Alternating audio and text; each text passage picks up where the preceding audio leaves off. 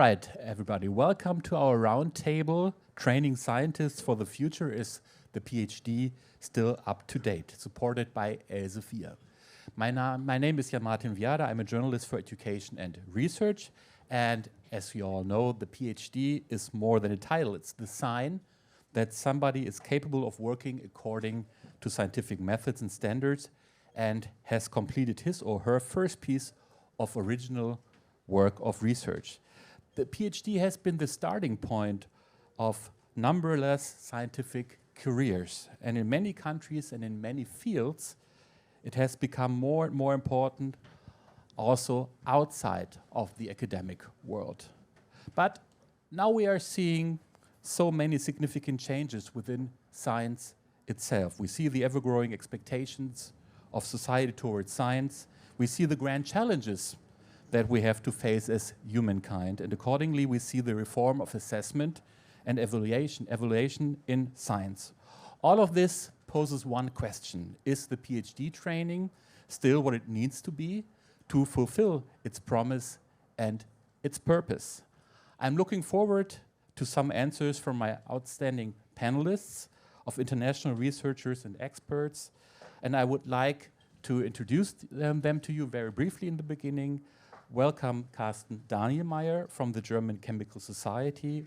Welcome Zainab Kidwai from the University of York in the United Kingdom. Welcome Alice Aiken from Dalhousie University in Canada.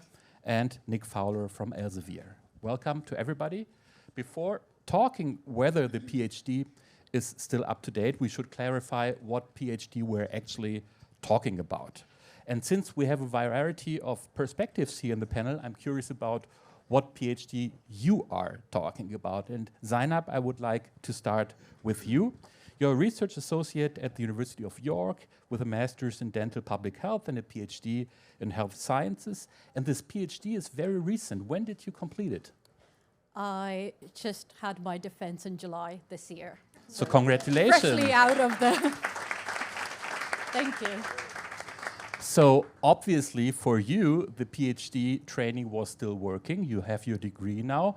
But from your understanding, why did you decide that you need a degree, that you need a PhD, that you would pursue it? Thank you again. And I'll start with a personal story. Imagine saying to someone, I'm really sorry to say this, your tests have come back positive. You have got oral cancer. As a dentist working in rural parts of India, these were the gut-wrenching words that I was saying to my patients, not on an yearly, monthly, weekly, but sometimes on a daily basis. By the time patients were coming to my clinic, it was already too late. And I realized very early on that we needed to catch it before it's cancer. And for that, what we needed was solutions. Solutions which were feasible, acceptable, practical, cost-effective, based in research, evidence-based, and sustainable. And that is what got me into the journey to do my PhD. But you could have become a very good researcher without having this title, couldn't you? What do you need the title for? So here's the thing. I think we need to look at the PhD programs, and the way I see a PhD program is an opportunity to become an independent researcher. The training that you get and the work that you do during your 4 or 5 year journey helps you develop an area of skills. You learn to become a project manager. You learn skills on time management, critical thinking, major research skills, data collection, analytical skills, creative writing, academic writing, dissemination. So I think it was important for me to be able to do the work that I envisioned doing, to have these skills. And I think the purpose of a PhD, it's not just about what we get at the end, which is a degree and a few publications, but it's about who we become, which is flexible, adaptable, and resilient researchers. And so for you, the PhD is still up to date. In your case, it is still up to date. It was still up to date? Well, there's definitely, it's interesting. Okay, and You- it depends. you could- It's complex. That's why we're all Okay, here. you'll elaborate on that a little later. So you Absolutely. see things that have to be changed. Absolutely. All right, thank you so much. Thank you. Alice Aiken, you're the Vice President, Research and Innovation at Dalhousie University in Halifax, Canada. You're also full professor and former dean at the Faculty of Health. So I think being a former dean and everything and being vice president, you have to say, yes, our PhD programs, they are completely up to date, aren't they? Well, I would say that our PhD programs, we do educate fabulous PhD students, some of them in the audience today.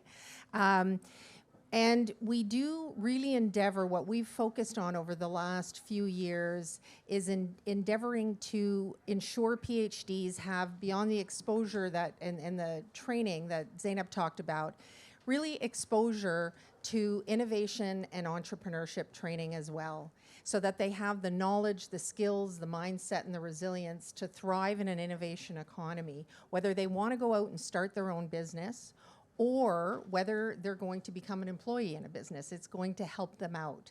And so we have some very formalized structures for that they can participate in, but we do try and offer that additional training to as many of our PhD students who wish to avail themselves of it. Because we know in Canada, in the arts and social sciences, about 80% of PhDs will not end up in the academy, in academic positions. It's less for sciences, but it's fluctuated dramatically since the pandemic. We don't have recent statistics because after the pandemic, a lot of people retired. So the statistics aren't as clear for science right now. But the reality is most people are not going to end up in academic positions, and it's incumbent upon us as a university to help them train to see other options with their PhDs. So what does that do to a PhD program when 80% of the students, the PhD students, don't end up in a scientific career? What does it do to an academic program? And the quality, what does it mean to the quality, academic quality of a program? I don't think it affects the academic quality of the program. You know, the universities are still very intent on providing great training, in particular for our PhD students. And I would say that was true across Canada, universities across Canada. We have excellent PhD programs. And so I don't think it affects the quality of the program, but it does make it incumbent upon us and upon the federal granting agencies to think about ways that students, and I can absolutely give you some great examples later on, but you know, ways that students can have exposure to things beyond the academy, because you also can't expect somebody who's been a career academic, I'm pointing at myself, I'm not, but people who have been a career academic to teach somebody to work in another field. Mm-hmm. That, you know, that's not their skill set. So we do have to expose them to other opportunities. Mm-hmm. Do you see that the PhD overall is still up to date, or do you see also at your university points that have to be addressed, things that have to be changed? Yeah, I would say that there are, I don't know that things in the PhD program need to be changed, but I do believe that there are additional things that need to be addressed. I'm looking forward to hearing more about that later on. Karsten Danielmeier, you're a Senior Vice President of Research and Development for the Business Entity Coatings and Adhesives at Covestro. You also serve as the President of the German Chemical Society for the years 22 and 23.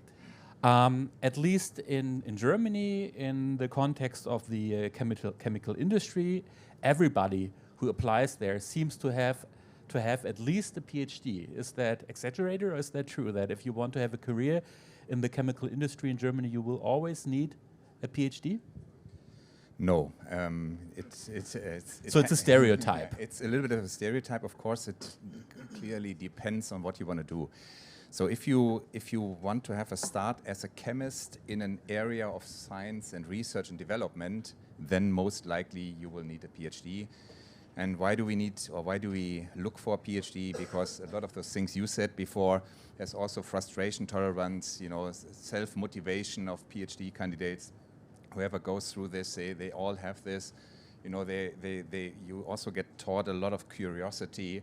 So PhDs are very curious to see, if you get your doctor, you need to be curious to understand, you know, where you can make progress.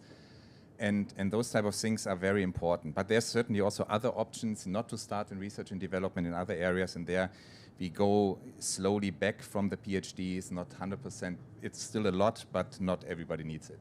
So the stereotype was true.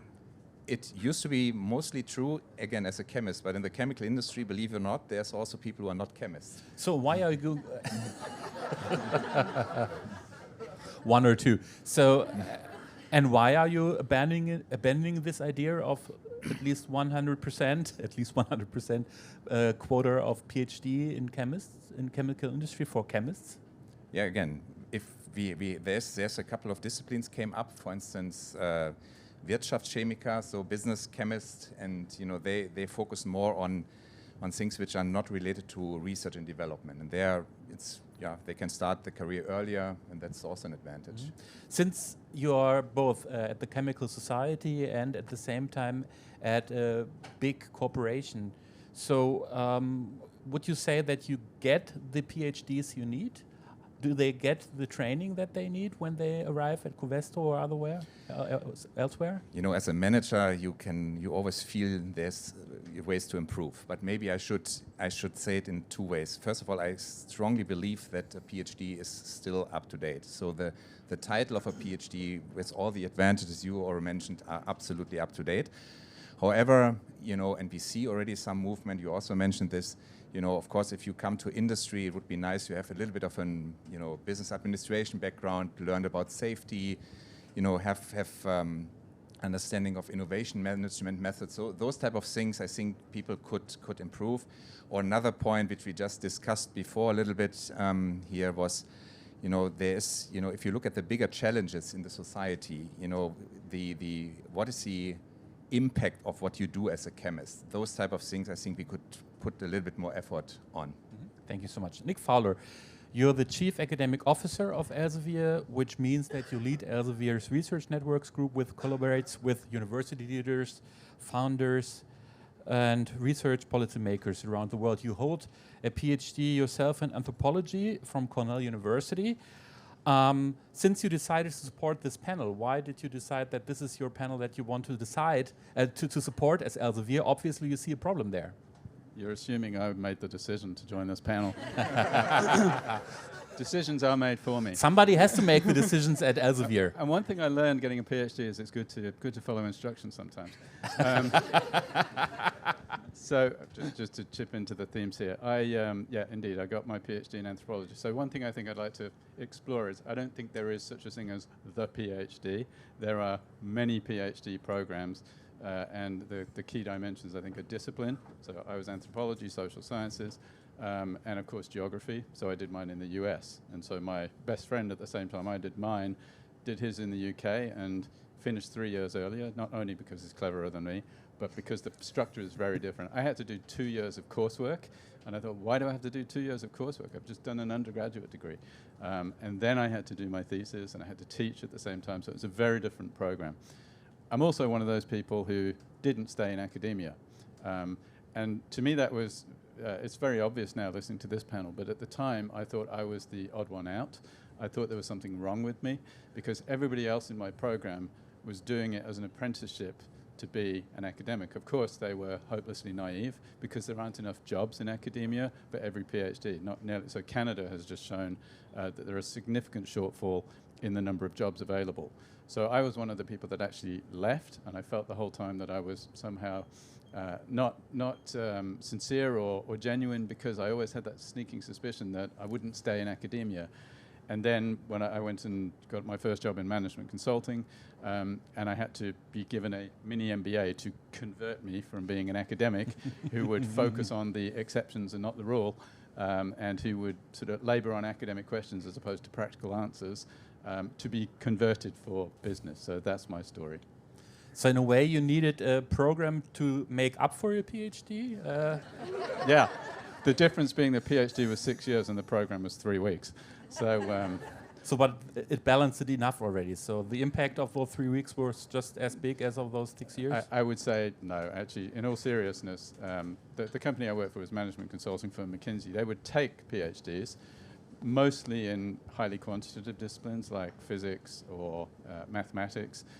because they would then run the models in management consulting. It was really after about 2 years of a further apprenticeship in management consulting that PhDs were regarded as equal with those who had got MBAs and also they would take people who had legal degrees as well. But it took 2 years to become a normal management associate and to lose that academic flavor that you have when you come in. Well, you still have some left of that, so that's fine. So let's talk about what's going to have to change, maybe what's already changing in Zainab. Maybe we can start on that one. There is this impact debate going on basically around the world.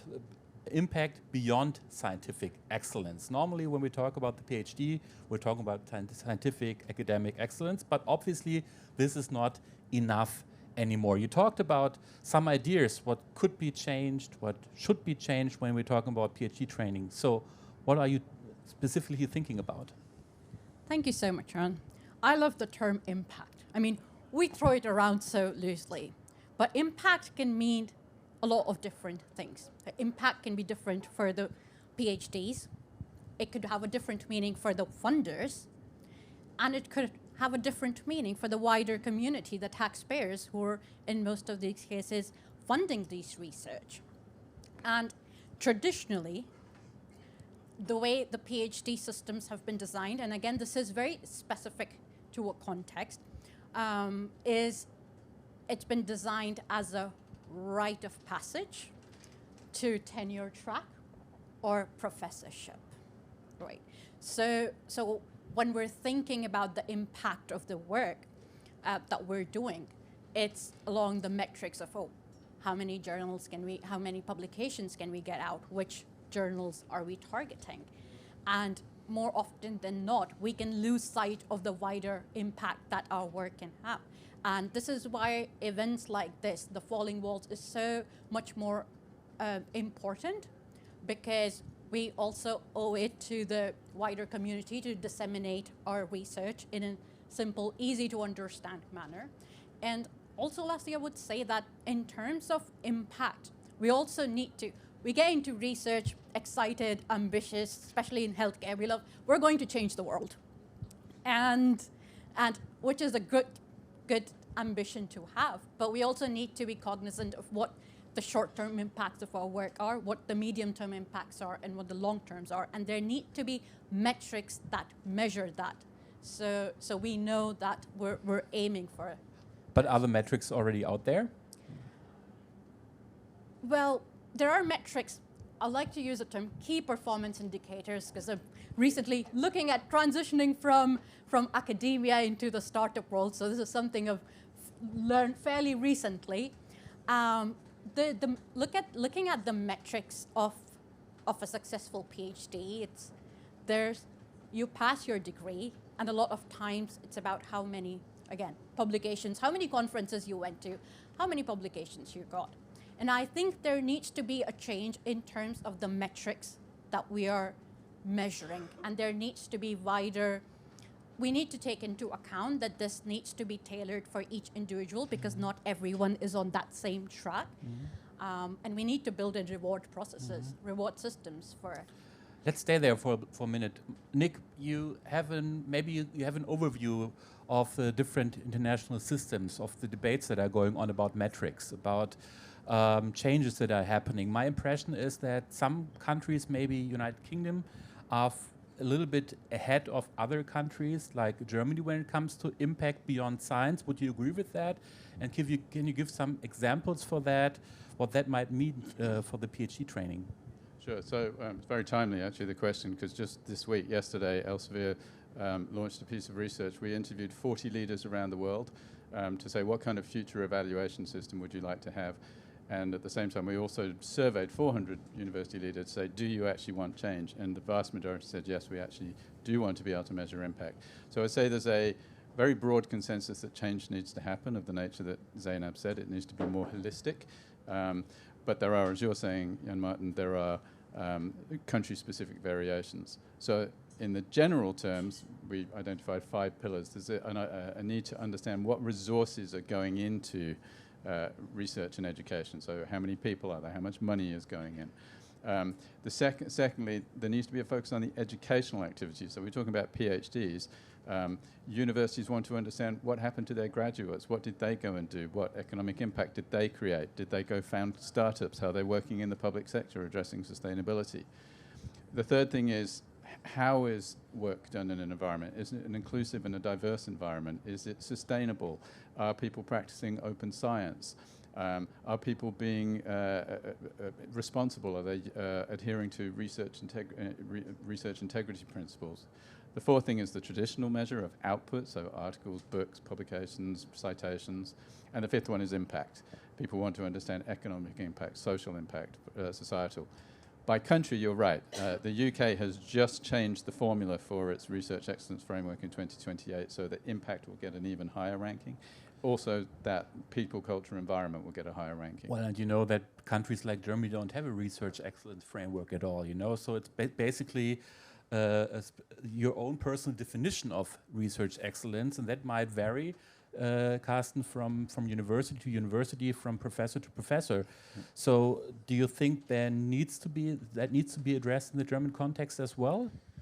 Yeah, for sure. I mean, the current system is, the advantage is very simple, right? It's two numbers, and with these two numbers, everybody can see what your impact factor is, and then you know how it goes. But there is certainly more, and I would refer to coming to industry. I mean, while in the past there was, you know, mostly the key KPI on profit, now since, and also this came from the UK, this triple bottom line approach, you know, where you have people, planet, and profit, and all three need to be covered. And the same story, I think we need to also develop for the academia. I just want to comment on that because I think it's a great framework, and I'm in the process of redoing our university research strategy right now, and in all our fields, all areas, our researchers, our PhD students are focused on impact. They're talking about impact. They want to understand the impact of their work. And I would say it wasn't like that exactly before the pandemic. But I think we saw, quite shockingly to most of us scientists, we saw a failure of being able to communicate to the public during the pandemic. And people are very well aware of that and now really want to think about the impact of their work. How do we communicate it? What are we doing? So it's the right direction for universities to be going, for companies to be going. But I think where it falls apart a little bit is when it's tied to funding, like in the UK. So that's very difficult. We don't have perfect KPIs for impact. And they are, to some extent, going to vary person by person. What's an important impact measure to Zainab is not going to be the exact same one that's important to me in my work, though I've had a huge focus on impact through all my research. So I just think when it's mandated by government and tied to funding is where we'll start getting pages of stories that are meaningless, pro forma, you know, just because they have to do it. So I that's not think the way to go. That's not the way. I don't think it is, personally, no. I do agree with that, actually, but I actually think what we need to have is indicators of what's actually happening in the world. So you said medics go do PhDs or medical research because they want to improve outcomes. So to me, it's most important that we have indicators of what's happening in the world, independently of academic institutions. So what is happening to life expectancy? What is happening to carbon emissions? What is happening to social justice, which are essentially the SDGs and all of the sub-indicators. And then for universities, and this is where it ties back to the PhD question, to actually make explicit choices about which of those outcomes they're going to try to target.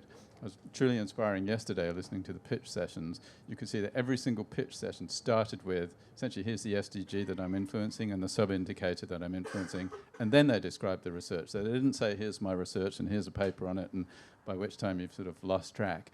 They started with, here's the impact that I'm trying to have, and then here's how I'm trying to achieve that impact. Mm-hmm.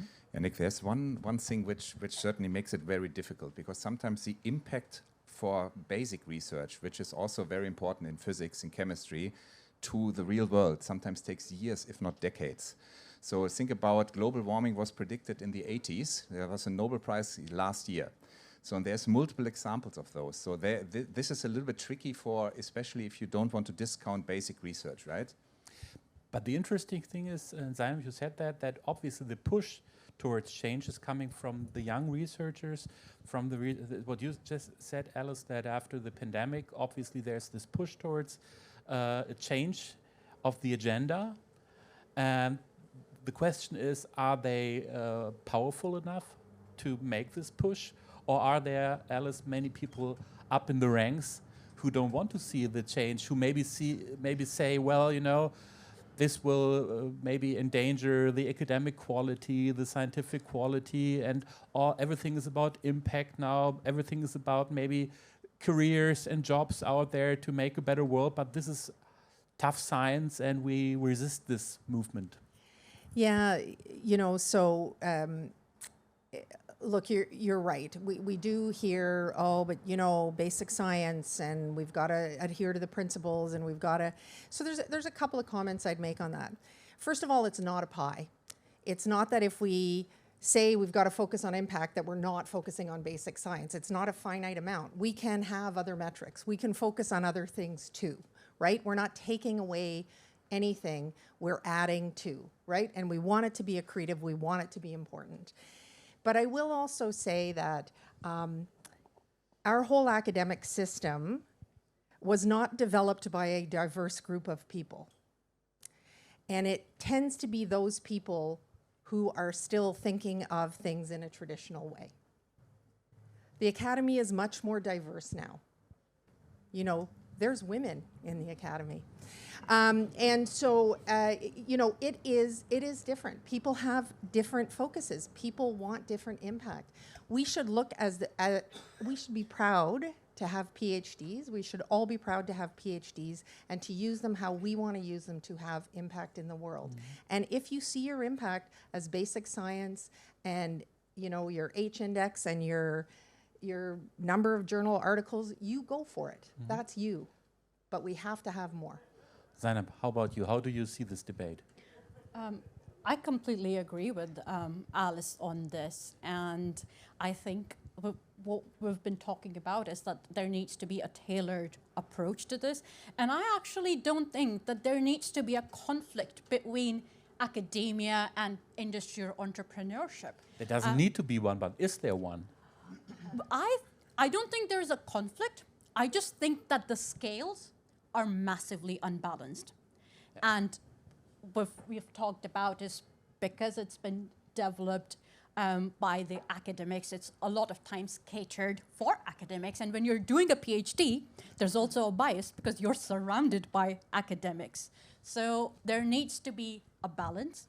I think our training needs to be updated. And like Alice said, it's already happening. Even within the UK, a lot of funding bodies, and I can talk about NIHR, which is one of the largest funders of healthcare research. They've developed an NIHR Academy, and every PhD who is part of the NIHR network get wider support and training in actually not just skills that are needed to succeed in the academic world, but also skills which are needed to succeed in much wider avenues of research. Nick? Yeah, so thanks. I just want to go back to something Alice said, because although I prefer agreeing with Alice, it also attracts a bit of controversy when I disagree with Alice. But you said it's not a pie. Going back to the UK, unfortunately it is a pie. Right, so there is 100% of money is allocated in the research excellence framework. The amount that now goes to research excellence, the quality of the actual research itself, the basic research, if you like, is being reduced. And the amount that's going to actually culture and environment, how is the research done, and impact is being increased. So there is less money being given as a result of one, because more is giving to the other. It is a zero-sum game. What does that do to quality of science? Well, this is what university vice-chancellors are now coming out and saying to the funding body, UKRI, this is really a serious mistake. If we are going to downplay excellence at the expense of how research is done, we are doing a disservice in an international environment that needs to keep excellence of research at the very heart of the system. who decided what was excellent?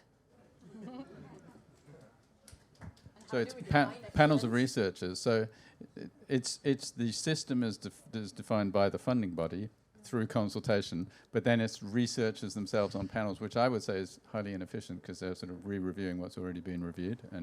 But it is obviously a subjective question. Yeah, and I would, I was being a bit cheeky because you chose to disagree with me. No, I'm just kidding. I was being a bit cheeky, but really, where does our concept of excellence come from in the academy? Is it really all about publications and H indices and et cetera? Or can it also be the number of patents and startups and things like that come out of our university? Thank you, sir. That come out of our university. Is that also excellent? Sure.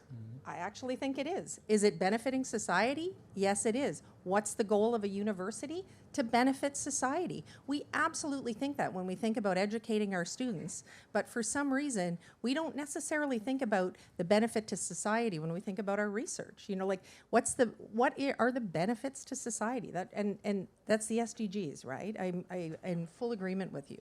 So I think we really need to be thinking about whose definition of excellence is this? Karsten, go ahead. Yeah. One short comment to this. So in industry, for us, it doesn't matter whether you have a paper or patent, just if it helps you. Yeah, good. Just if it helps you, helps you. So who decides what helps? For me, again, if we look at people, if people apply, we look at the qualities of the people, right? We certainly expect a certain rating of the PhD thesis and the studies, right? So then but we also look in, how people behave, right? Do they do something outside of university? We don't want to hire Sheldon Coopers a lot. That's just not, it's probably great for a couple to have a couple of them, but we look more for diversity in a lot of ranges. And not only male, female, but also countries, different parts of science and so on. So let's talk about numbers a little bit. Do we need more PhDs? Do we need more PhD students? Do we need more people who leave university with a PhD degree? Karsten, I would like to start with you. Germany probably is the world champion when it comes to PhD degrees per student. There are currently, I think, about 200,000 people at German universities pursuing a PhD degree, and there are many people out there who say, this is way too many. We need to cut down this number. And I think, Alice, in Canada, there's a development. This is somehow comparable to that. So would you agree, or would you say that there might be even too many PhDs? Should we focus on good PhDs? What is a good PhD? So I would one who helps. I learned. Yeah, often that's true.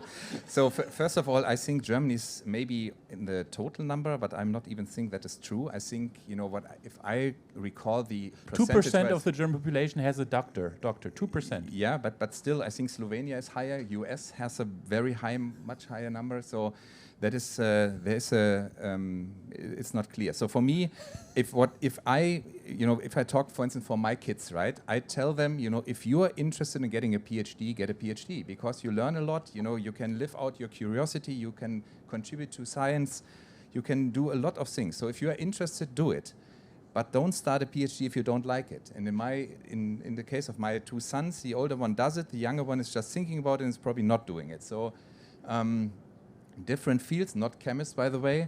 And so from your experience, 50% of the population will end up with a PhD later on. No, he's good, right? But it's not true because my wife doesn't have a PhD. So okay.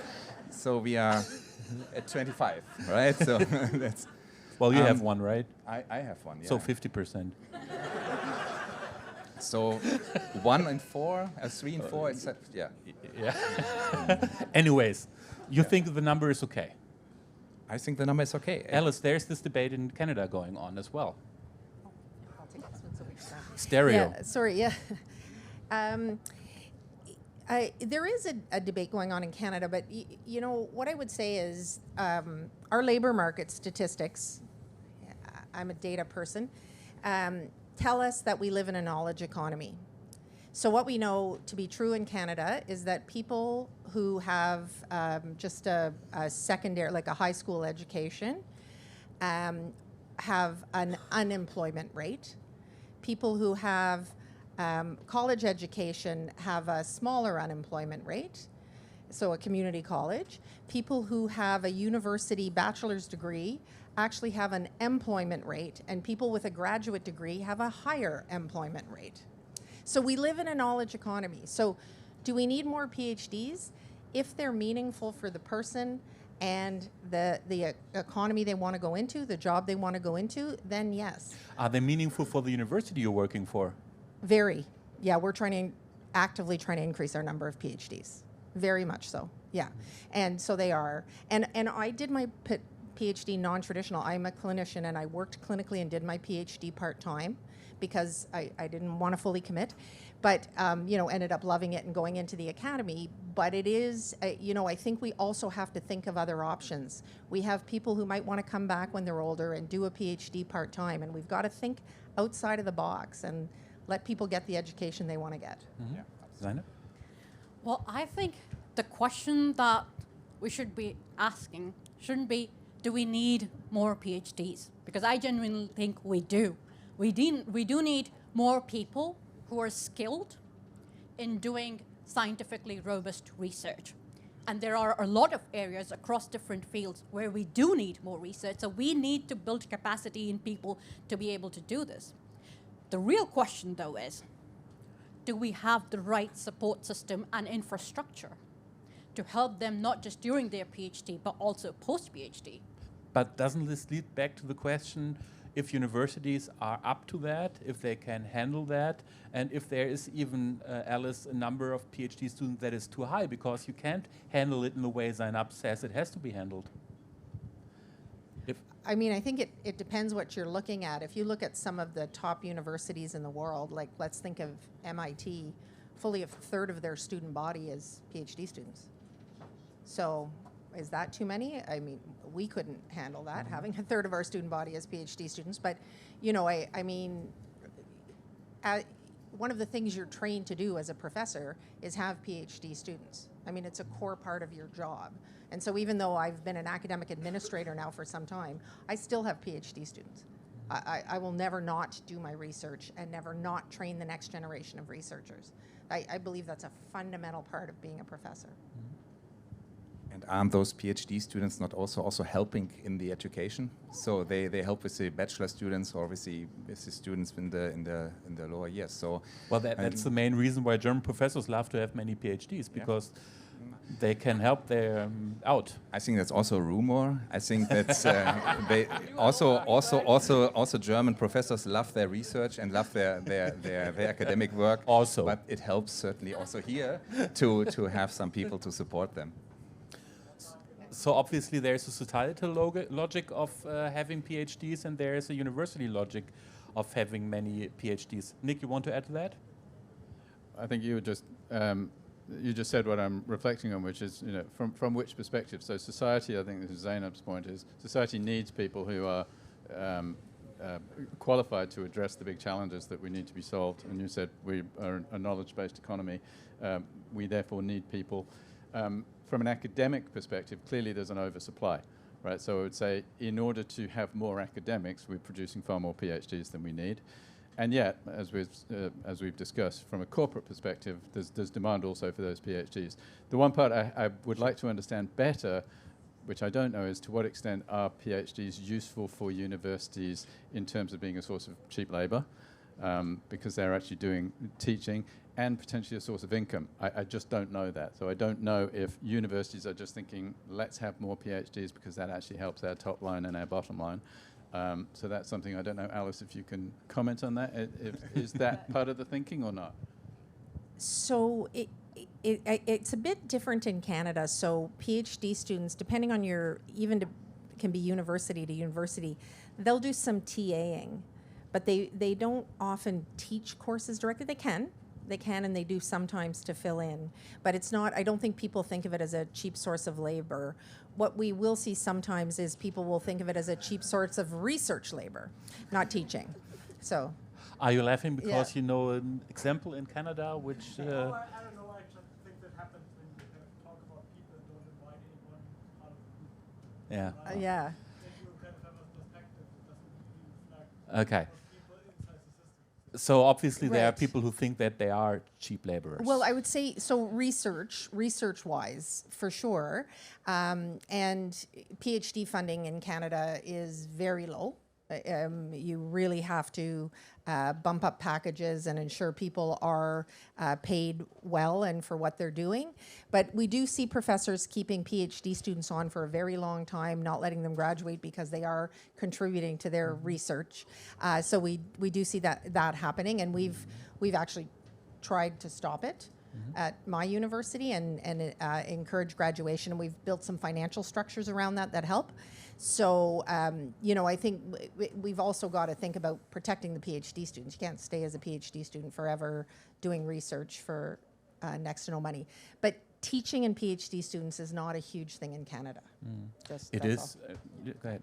I was just going to add that as someone who's recently graduated with a PhD, that did strike a chord with me about the cheap labor or the research.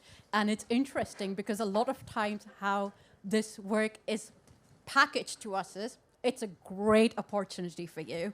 It's going to look fantastic on your CV. And as new researchers, a lot of us also have what I call the shiny object syndrome, where we do want to take up on these opportunities because we think, and some of them are useful and they do help, but I think there needs to be a more transparent dialogue, and the PhDs need to be cognizant of the work that they're doing. Is it really helping their skill So set? we're back at the question, what has to be done to make the PhD even better and even more up to date? We have about 10 minutes left, so this would be, in a way, my final question to all of you.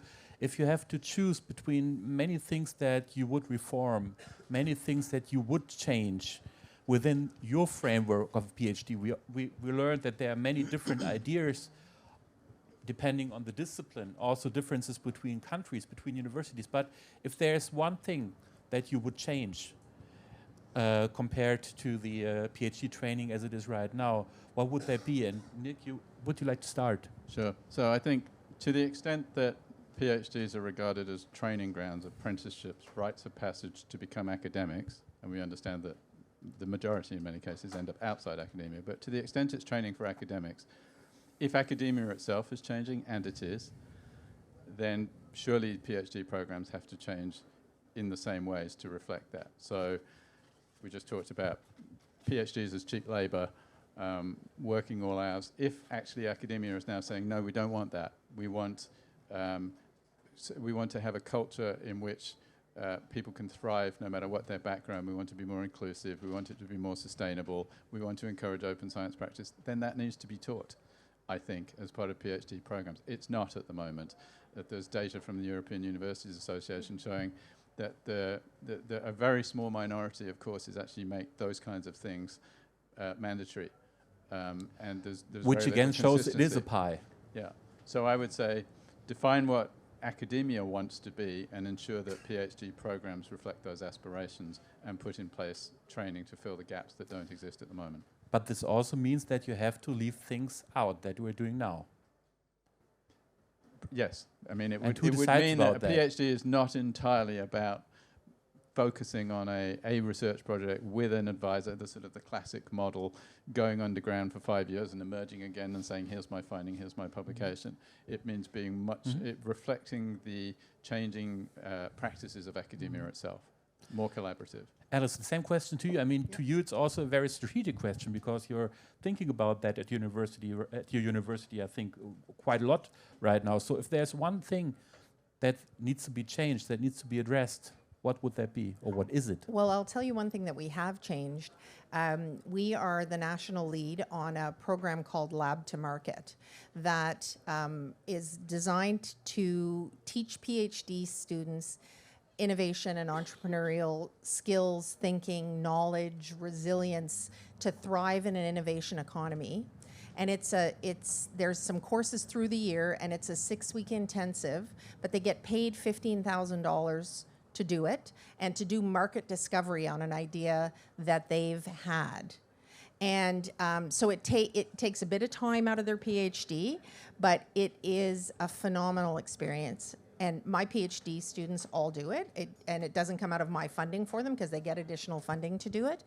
And we partnered with another university to start it, and we now have a network of 17 universities across the country that offer this to PhD students. It's not mandatory, they don't have to take it, but it is one example of how we can expose them to that kind of innovative thinking that might help them think, oh, there is something beyond the academy when I leave here. Thank you. Zainab, I would like you to go last. The last word for you, so Karsten. Yeah, I really like this program. So I think when I look in my area, in my field, to maybe in the end of the PhD area, that the people, when they already know I want to pursue an industrial career, I want to become a whatever patent lawyer, or I want to go in academia, that there's a little bit more choice on what they can do, something like this, or more broader education, so that this becomes a little bit mandatory, but the PhD students should not get punished for that by adding another half year of cheap labor or something like that. Thank you so much. So you had the first statement today, and Zainab, I think you should have the last statement, because you know best within this panel what it means to be a PhD student and to be a recent graduate. So what would you change? One thing that you think is most important? I think the model that Alice has described, I think we can consider that as an exemplar, and we should work towards it, because I can speak from healthcare research and this context that a lot of research is very pragmatic, it's very practical with real world implications, and we shouldn't wait for years and years to wait for a paper to be published and then the research to come out and then have discussions in the scientific community and then more research for it. A lot of it could be beneficial for the public in the shorter term, and there needs to be avenues which channel that in the form of entrepreneurship, startups, or working with the industry. So that's my point. Thank you very so much.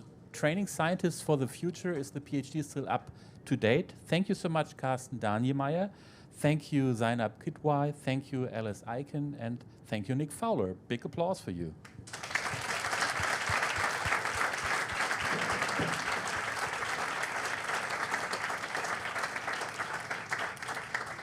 And I wish you a wonderful time here at Falling Wards. Much more, hopefully, inspiring sessions and panels. The sun is out now. So thank you so much, and see you around. Thank you.